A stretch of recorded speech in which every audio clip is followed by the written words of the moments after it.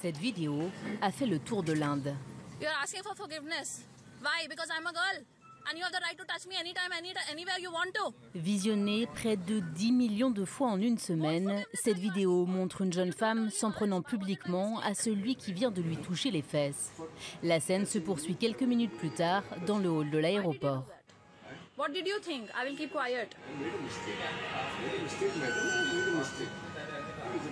You think this is a mistake? You are a father of a girl with this audacity. I pity that girl.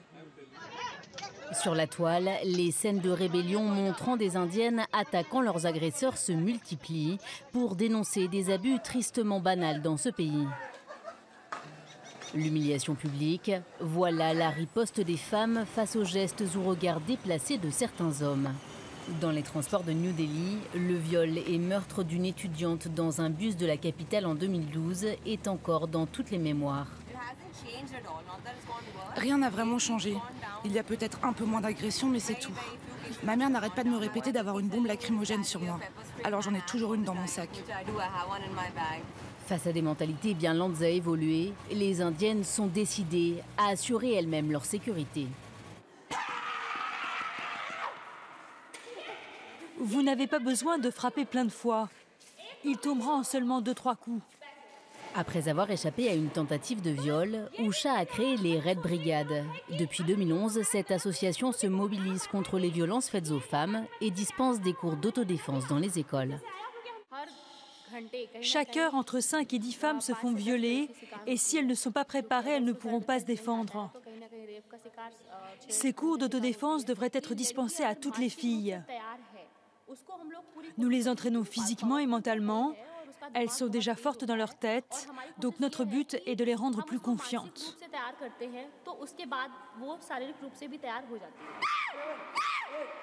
Poussés par l'augmentation du nombre de plaintes pour violences faites aux femmes, plusieurs États indiens imposent désormais des cours d'autodéfense dans les programmes scolaires, des leçons très attendues par les étudiantes.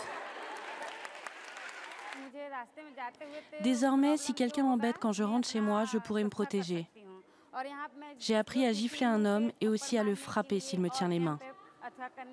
Je vais en parler à toutes mes amies pour qu'elles apprennent aussi à se défendre.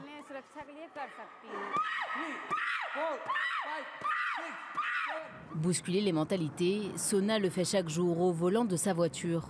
Chauffeur de taxi dans la capitale, elle exerce un métier habituellement réservé aux hommes.